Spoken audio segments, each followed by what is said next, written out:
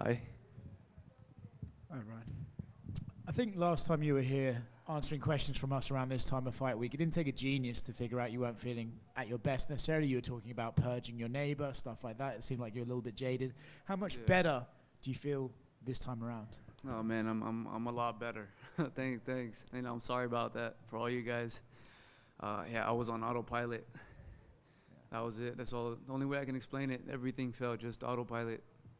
So to get back here and now sort of get to this part of fight week, right? Weight cut still ahead of you, but to know like, oh, this is how I'm meant to be feeling at this part of fight week. Does that just give you sort of, I don't want to say confidence, but a renewed excitement for Saturday night, knowing that you're going to compete? 1,000%. Just going through the motions again of fight week and changing the scenery where I was staying from last time to this time, and just kind of comparing both. This one just it feels way different. Just way different. When you were watching Diego fight last time, was there a sense of like, shit, that should be me in there? Was there a sense of stuff, or did you just feel so physically bad that you just had to let it go? It was both. It was both. I was staying in the hotel room, and then we did you put your phone and it connects to the TV, and we kind of were watching the fights that way, and then I was like laying in bed and I saw this fight, and then I was like, damn, that should have been me. But then I also thought, like, well, come on, bro. Like, had that been you that night, you probably wouldn't have won, like the way you were feeling. Yeah. Let's just be honest. But it was a bittersweet moment knowing I was there, almost made the weight, and we went through what we went through, and I didn't really want to pull out, but then just you have to make a choice. We made peace with it, and that was it, But yeah, I had those feelings of, we could have got this done with and then moved on to the next. That said, best case scenario, right? They rebook it, and they don't just rebook it; they rebook it at the Sphere in Las Vegas, a one-of-one event that you get to be a part of history for the UFC. I assume that when you got the call that they wanted to redo this, then that was okay. Maybe this was all meant to happen, and maybe we get to live this out how we're supposed to. Yeah, at 1,000%. I already knew that this fight was it, based on the fact of me not being able to make the fight, him winning versus Ige was like a big question. Was like, well, if he doesn't do this tonight, then there's no future for me as in terms of fighting him. That means it's done. Say he won, and we're like, okay, the future's still there, and then guaranteed that, behind closed doors, they were like, hey, bro, you do all these favors for us, we got your back. And that's when they pushed for me to fight him. But I wasn't reluctant at all. I said, actually, you know what? I have a fire lit underneath me now because of what happened before. I got to do the whole weigh-ins. I had to go face off, and we went through the motions, and we started the story, and we never finished it. Saturday, we finish it finally, and I don't want to leave anyone with any doubt or with anything of how this story ends. And then after this, I mean, is it still lightweight on the mind? I know you had some ideas of some fights up there that you're interested in. Is that still the goal? 1,000%. 1,000%. Because, you got Volk fighting in October. Sorry, Volk. You have Tuporia and Max fighting in October. Then after that, you have whatever day they decide on next year to fight. And then, so it's like a line to fight for the belt. And depending on how this fight goes this weekend is going to determine whether the fans believe that I deserve another shot or not. But either or, my goal is to stay busy. And if there's nothing for me in the featherweight division, then I'll move up. Right here. I know you said it was hard to watch that fight thinking that you should have been involved, but was any part of you, like when they announced Dan Ige, were you just like, God damn, dude, like 5 hours notice you step up to fight Diego Lopes? I was happy. I was happy because I was like, bro, I felt bad. It's like, I felt bad.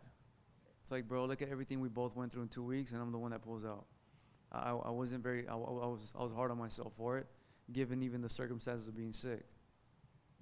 But then to see him that he actually has a fight, I was like, let's go. Like, cool, you still get to make your money, you still get to, you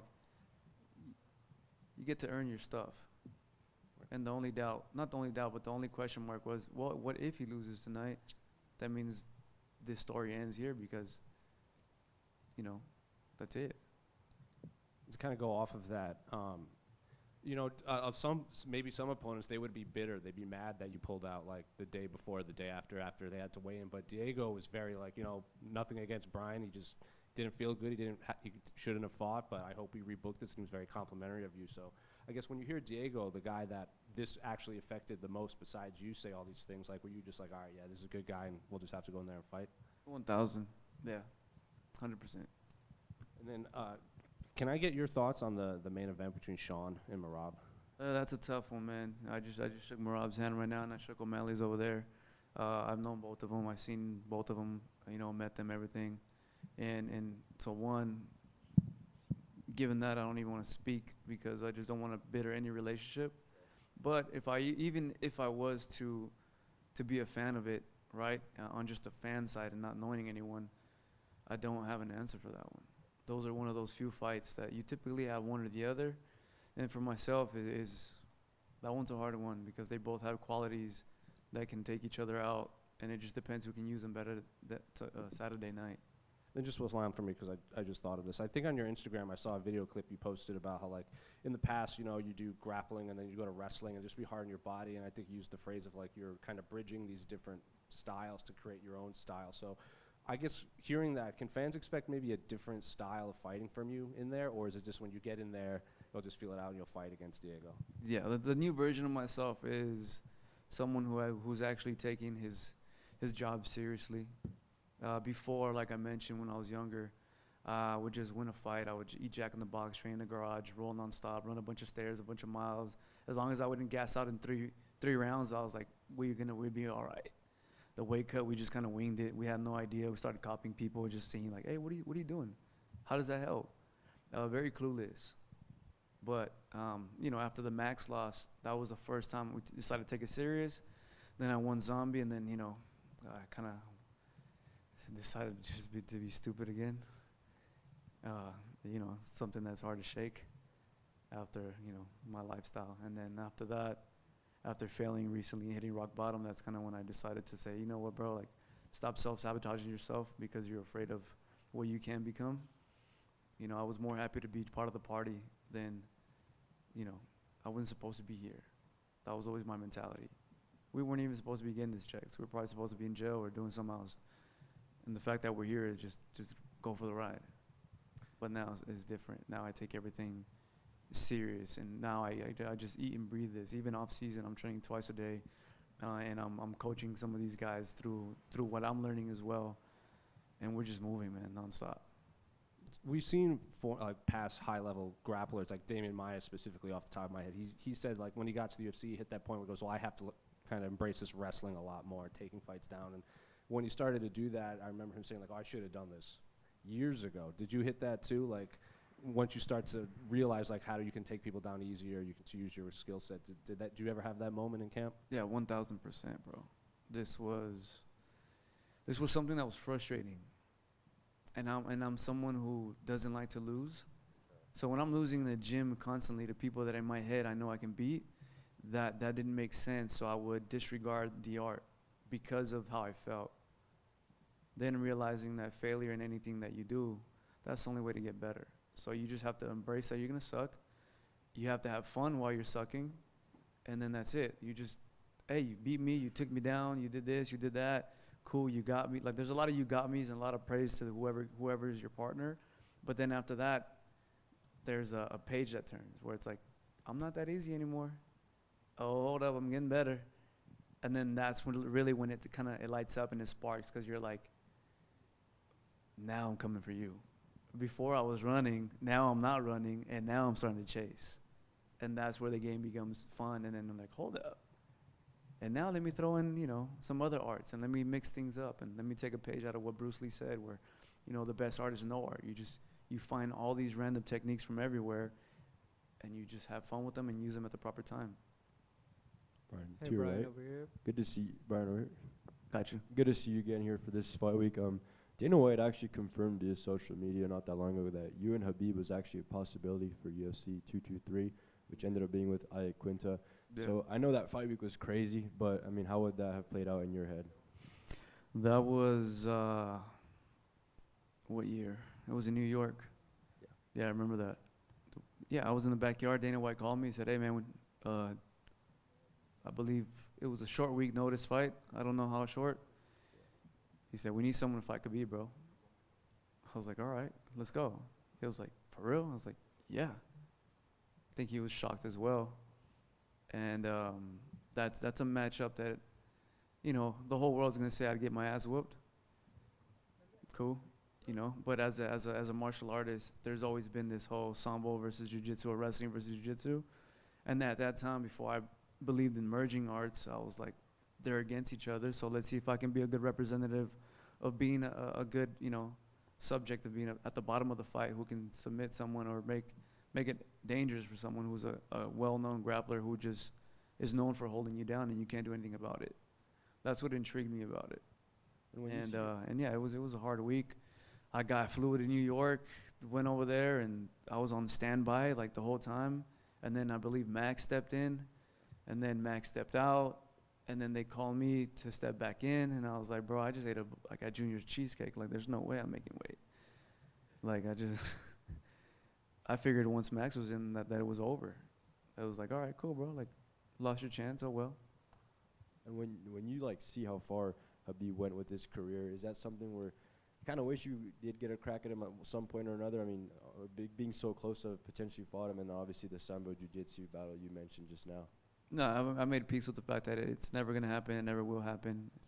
And if anything, I just admire what he did and respect everything he's done for the sport.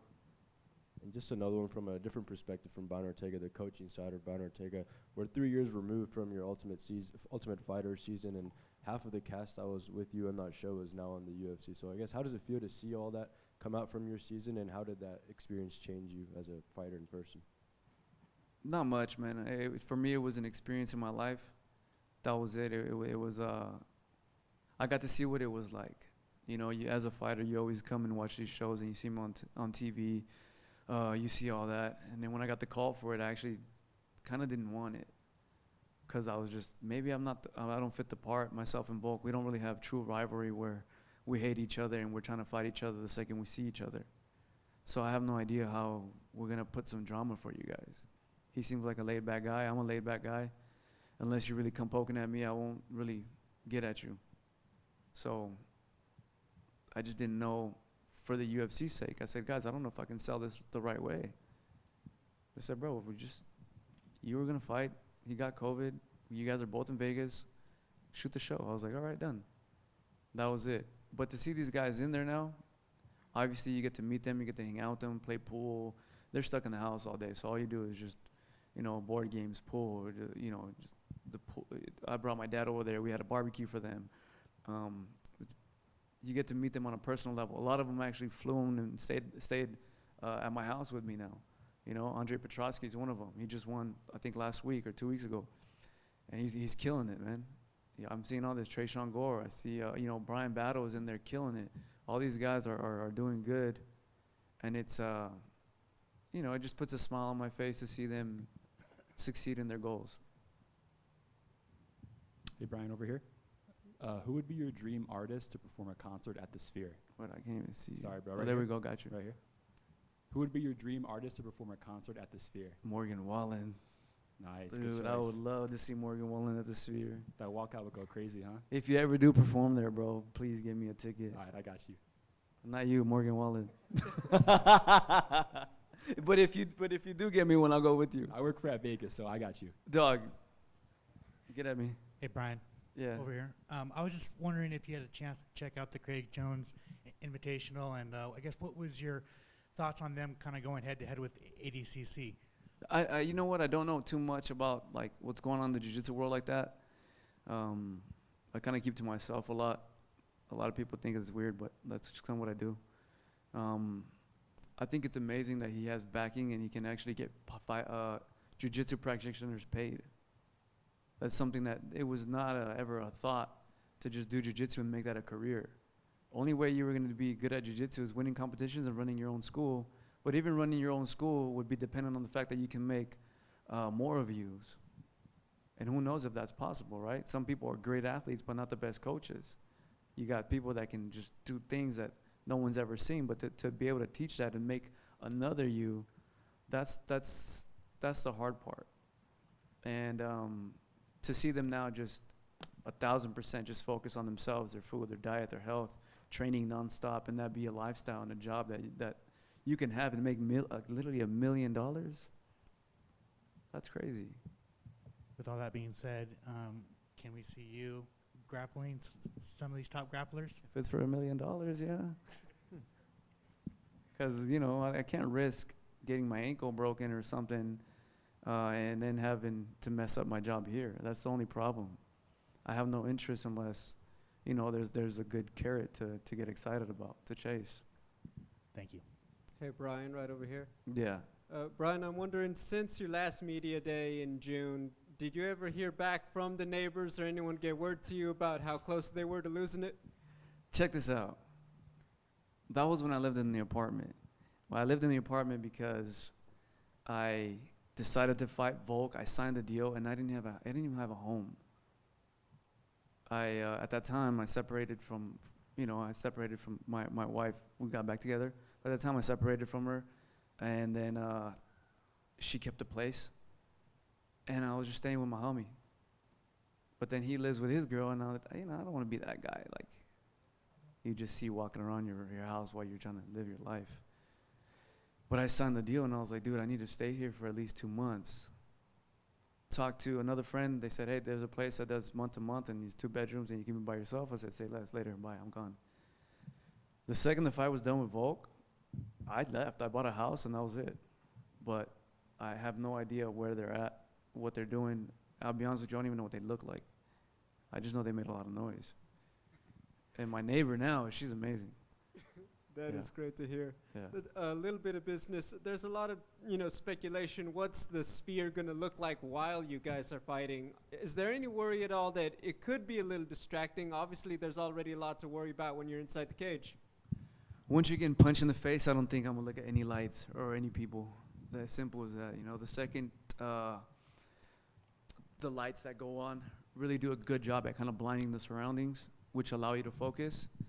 But I haven't fought there, and I'm putting it in my head that I have to be aware of the environment so it doesn't mess with me during the fight, and that's something I've already kind of calculated in there. But now I'm going to do the best to just admire what it's going to be like to look in one direction and see 16,000 people in just one direction. That's crazy. We're used to 18,000 people in T-Mobile, and it's a full circle. We have 2,000 less just in one direction. And there's like mountains of them. So that's gonna be exciting. Final question, very important one. You're obviously well known for your hair. Diego's very well known for his hair. Who's got the better hair out of the two, you guys? I'm biased, man. I'm gonna go with myself. What is your response to him when he said he thinks he has the better haircut? Nah. Thank you. Come on. We're good. Thank you, guys.